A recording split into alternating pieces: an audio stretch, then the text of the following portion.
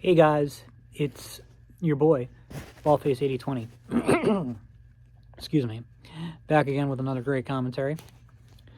So, I a few days ago got a message from a viewer, saying, asking what my thoughts were on suicide. I guess he was asking because I had, you know, tried, I have an old video where I talk about a previous suicide attempt.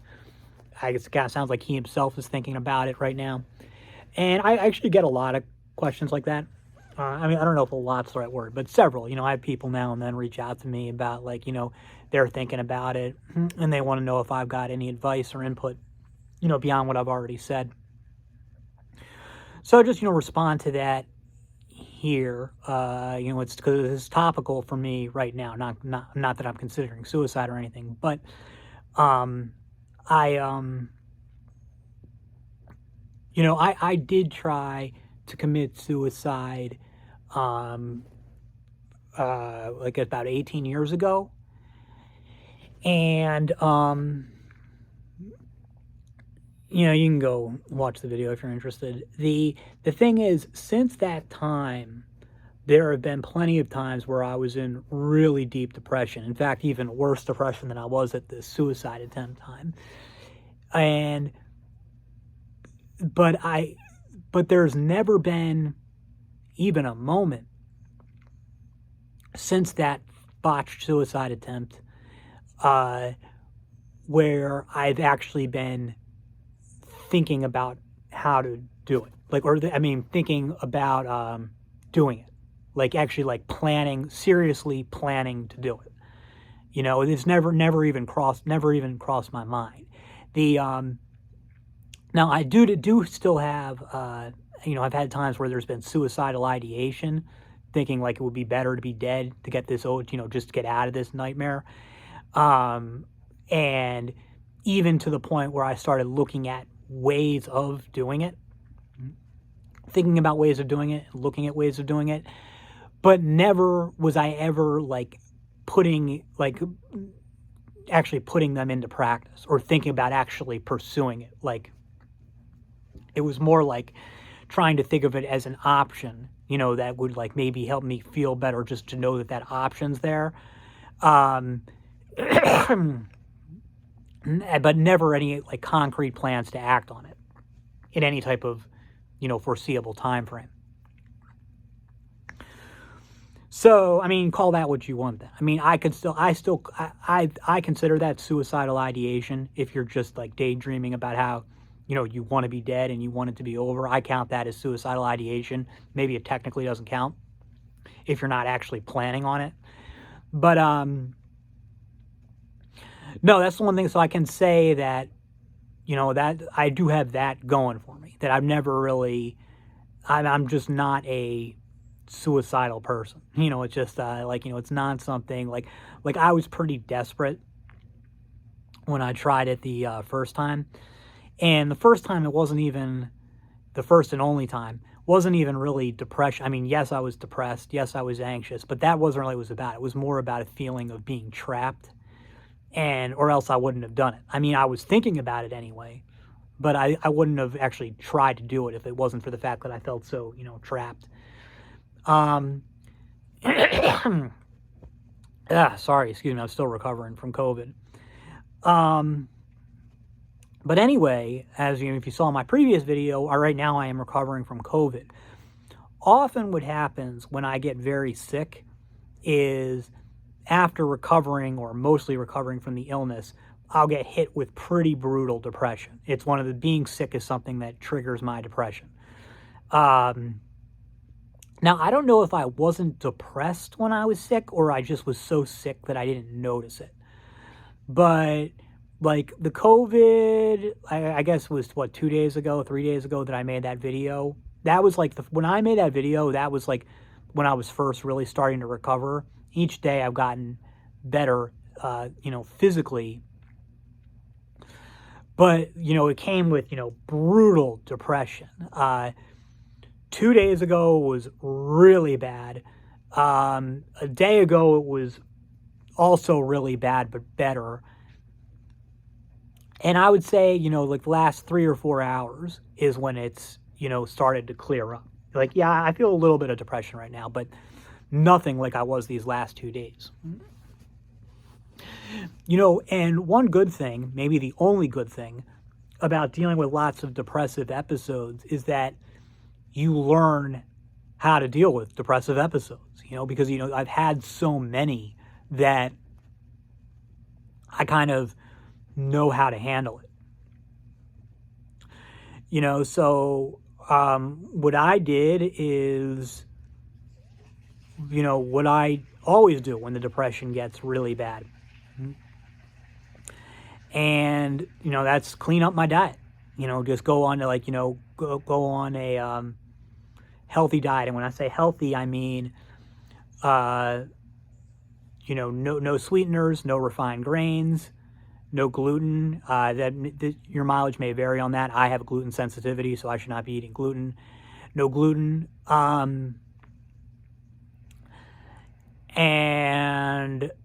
at the same time, while I'm doing all that, make sure to still eat lots of carbs, because now I'm not saying carbs are good or carbs are bad, but I'm saying if I'm already depressed, right, and then I'm already going to be in withdrawal from gluten and withdrawal from refined grains and stuff. So it's very important that my brain's getting enough carbs to at least manage the withdrawal of those things. So like there's things that I'm interested in, like fasting and stuff.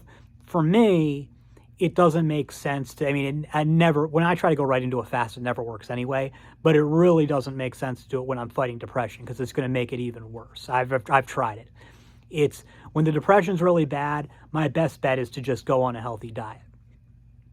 And the other thing I do is brush my teeth, shave, and shower. Get the room cleaned out if possible. It's tough, obviously, when you're depressed to do a lot of that stuff, but usually you can at least, eat a few healthy meals, and brush your teeth, shave, shower. I can at least manage that. Some people, you might be like at a stage where if you're depressed enough, you can't do any of that, but usually I can at least manage that. Like I said, if possible, start to get the room cleaned up. And then what that eating healthy allows me to do is, like, I'll notice this, is that, I made a video before about breathing. When I eat healthy, my breathing, I notice I automatically become a nasal breather. Normally I'm a mouth breather, but I'll start automatically breathing through my nose. And my sleep quality improves. And it's basically what you're trying to do when you eat healthy is get yourself, the idea, you're not going to just cure your depression or whatever's wrong with you by eating healthy. But you're putting your body and your mind in a state where it can heal itself better, or it's better able to heal itself. Now, again, look, I know this from firsthand experience of plenty of times of being severely depressed, and I did eat healthy and I was still severely depressed. But it does, even when it doesn't actually help the depression itself, it does put me in a better state to deal with the depression. In this case, like I said, it seemed, now maybe I was just getting better anyway, but like right now, like I feel a lot better. I went through 2 days where it was really bad. But like I said, starting a few hours ago, I really do feel a lot better. Again, still have some depression, but, it's getting better. And I think that's really good, again, from the diet, which is, letting my, because, again, I got the gluten allergy. I just don't have a healthy diet in general. And, I don't respond well to unhealthy foods, and being able to sleep. And, I think that, a lot of depression, and again, I know there's a lot more to it than this. I know this firsthand, but a lot of depression is actually, chronic inflammation, chronic dehydration, chronic sleep deprivation. So cleaning up the diet allows me to all at once get those things taken care of. And it really does take the edge off the symptoms. And like I said, and sometimes you get lucky like I did this time, and I don't want to say it cured it, because I'm still somewhat depressed, but I'm a lot better. And so that would be the first thing I would say to anybody who's like, because I don't think anybody, it's very difficult to give somebody advice, if they're coming to you like saying that they're suicidal, because obviously nobody's going to say, yeah, go ahead, do it. That's not, nobody's going to advise that. And I wouldn't advise that. But, you also don't really know what to tell them, because, it's like I've been in pretty dark places and nobody had anything good for me then. There was nobody had any helpful advice for me. And, like the advice I'm giving you now is, again, for the 8th millionth time, I know firsthand it's not a solution, because I've been tons of times where I've been really depressed and I've done this and it didn't solve anything. Like I said, it maybe helps deal with a little bit, but that's it.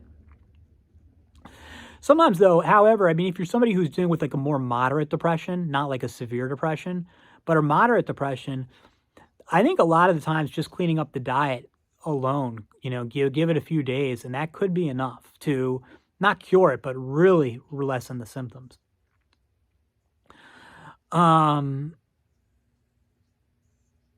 Yeah, I mean, of course there's other reasons besides depression that, somebody would want to kill themselves anyway. But the thing is, it's like whatever you're going to do, I mean, obviously my default advice is going to be don't do it, stick it out. And we'll talk more about that in a second, and anybody's going to give you that same advice. But whatever you're going to do, you want to do it with as clear a mind as possible. So like regardless of what you're going to do, get your act cleaned up first. Like I said, if you're like me, these last 2 days, like all I wanted was the pain to go away, which is normal. It's understandable. And, like I had this hopeless feeling because, I've already done the ketamine. That didn't help. It helped initially, but didn't help. I've already tried mushrooms and acid, and apparently I can't get high. So that's out for me. So it was just like sort of this hopeless feeling. But the hopelessness actually was kind of an advantage, because knowing that like, okay, there isn't going to be any easy way out for this. The only thing I can do is clean up my diet, catch up on my sleep, get clean, clean my room, clean myself, and wait, whatever it is, it's not going to be a quick fix. I'm going to have to wait it out, at least for a while. And yeah, I mean, that sucked. It was unpleasant, but just knowing it forced me to start doing the right thing, to not wait like, no, there isn't going to be some drug that's going to like cure this for me or anything. I'm going to have to be a little bit more proactive. And, in this case, it really did help. So whatever you're going to do, that would be the first thing I would say is clean up the diet, shower, shave, clip your nails, do your laundry, clean your room, get everything like in order. Okay. That's going to be the first thing. And is it going to solve your problems? It might help them a lot. And like I said, it did for me this time, but there's been times where it hasn't, but it should get you to just being able to have a better handle, a better state of mind. When it's possible, you want to do some exercise. You don't want to go too hard. You don't want to overrun your system, but you want to do some exercise. I haven't started exercising yet, but I'm going to as soon as the COVID clears up. Sorry. So do all that first. Get everything clear. But anyway, then I want to say one thing that this viewer asked in the video is like, do I think it's immoral to commit suicide? Yes, I do. I say that with no judgment for anybody who's done it. If somebody commits suicide, I'm not judging them. I've tried to commit suicide myself.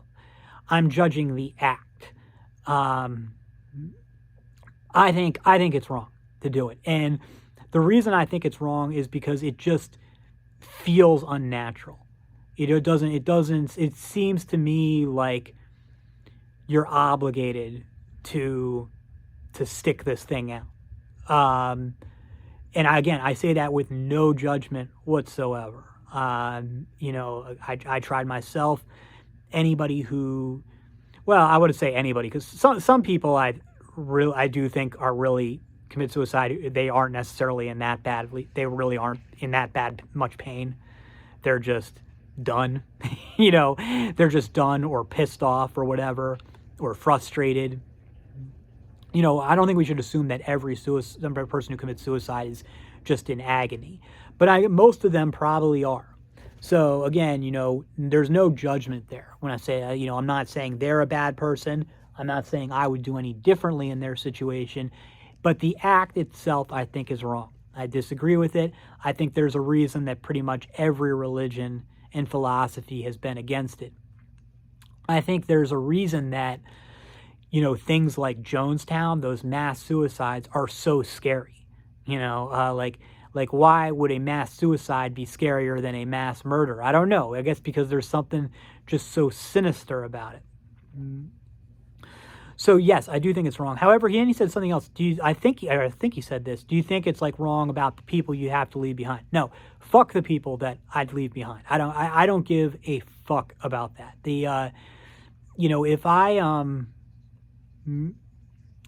that would only be an issue to me is if they were like somebody who was depending on you, like they needed, like you had kids or something, and they like needed you like financially or something. But like my my parents are gone anyway. All I've got is some friends and my siblings and, of course, my nephews and stuff. No, I don't give two shits about their grief or anything that would happen, if I were, to do something like that. I'm not thinking about doing anything like that anyway. But no, it would be like, I'd even be offended that I would be expected to care about something like that. They're not the ones who have to live with the pain. I do. So I mean, if my passing ends up being tough for them, well, tough shit, then that's life. So what I should stick around and suffer to not cause them pain for something that they're gonna forget about in like an hour anyway? Get the fuck out of here. No, get real. No, that doesn't work for me. I mean, hey, look, whatever keeps you going, if that's what keeps you from doing yourself in, great. But for me, no. No. That's a complete non-issue. And so I wouldn't feel any guilt about that. It's just more like what I said, like you're here. And again, I just feel like you're obligated to it. However, that moral thing is not what has kept me from doing it or thinking about it. And it wouldn't be enough to stop me from doing it if it was something I wanted to do. It's like, yeah, you just asked me, do I think it's immoral? Yes. Would that be, if I was, in a distressed situation, would that be enough to stop me, that sense of immorality? Fuck no. Absolutely not. It wouldn't deter me in the slightest. No, what would stop me, well, there's two things, but the first is what stopped me the first time was that I couldn't find a palatable way to do it. And I that's probably the stumbling block for most people. But the big thing, the reason that I don't think that I would ever end up doing it is whatever you're going through, how do you know that what's on the other side isn't even worse? That to me, that's what stops me. That's what scares me. And that's why I would never do it. And that would be the biggest piece of advice of why I would tell somebody to not do it. Is not, you've got a lot to live for, life's a beautiful thing. Life can be a beautiful thing. It can also be, a really terrifying, horrible thing. As for whether you got a lot to live for, well, I don't know. That depends. It's something you kind of, I don't know. I think that anybody can find a lot to live for. I mean, there's people, like I said, there's people in death row who are just sitting in prison, like a prison cell all day long, every day. And they really don't want to go to, they really don't want to, they're still fighting, put appeal after appeal because they want to live. And it's not just fear of death. It's that even a life in, a concrete box is still a life. And, it can't, it may not be a life that sounds appealing to you, but it's still something. And it can still, be something that you get out a lot out of and enjoy.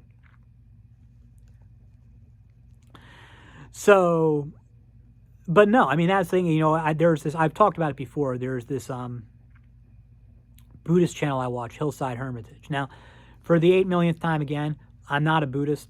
I don't like Buddhism. However, what I will say about Buddhism is, as far as I can tell, the only major religion philosophy that gives you any advice whatsoever about how to deal with pain in the here and now, as opposed to just, hoping things are going to get better in the hereafter or in the next age or whatever. I don't agree with Buddhism philosophically, but in terms of like pain management, there are things that I've learned from it and gained from it. But it was this thing about a video, I don't remember what the video was. There's been so many, where the main guy from the channel is talking about suicide, and he says what I just said there is like, yeah, your current situation may very well be unbearable. I'm not saying that it isn't. But what I am saying is that, it can always be worse. And I'm not saying it will be worse, if you kill yourself, but there is a chance that it will. There is a chance that, suicide is going to make things even worse for yourself. So that would be mainly, my main thing about it. So what I would say is, like, the first thing is, like I said, get clean up first, eat healthy, get in shape, get physically clean, get your room clean, get your spaces clean. Do that first. If you can normalize your sleep schedule, you get in shape. If I think I already said that, I can't remember if I said that. Find tasks. Basically, make your purpose being dealing with the depression or dealing with, what it is. Like, whatever's going to happen, it's just like, okay, well, I'm not dead yet. I'm not dead right this second. So just, make focus your energy on dealing with it, now. Like, dealing with the here and now, and like all the things you do to manage it. And hopefully they help, but even if they don't, again, hope that they put you in a better state to handle it. But then that's when you want to start looking at stuff like, like I'm looking at now, like inner work. There are a lot of novel depression treatments out there. So I would say that, before you do anything rash, definitely look and see if there's any, treatment possibilities out there. Like for me, mushrooms and acid aren't a possibility, but there are other things. And then there's, different, I've talked about it before, things like sense restraint, which you can try, just maybe a little bit at a time. And just research, see what's out there and manage it as best you can. Definitely don't make anything rash, but again, like I said it before, whatever you do, you want to do it with as stable a mind state as possible. So the first thing is whatever is happening, do it with a clear head. So get your head clear first. And then, to clear your head is, do things that are conducive to having a clear head. And, I'd say, like, not even one day at a time, like 1 minute at a time, 1 hour at a time. And give it time. Give it time. They do things like when you're depressed or when you're sick. And like I can say, having just recovered from COVID, like, the thing is, or still recovering from COVID. Like last week was really bad. I was really sick, and it was bad. And you just want it to feel better. You just want to feel better, but you have to accept that you aren't going to just feel better. That healing takes time. So just make sure that you're on the path of healing. Create the conditions so that your body can heal, and be patient because you don't have an alternative. And I know it's not what anybody wants to hear. It's not what I wanted to hear last week. It's not what I wanted to hear yesterday. But it's all you can do. And when you accept that that's all you can do, that you've done everything else, and that waiting is just part of it. When you really do accept it, it gets a little easier to handle. And eventually things are going to get better. That's all for now. See you in the next.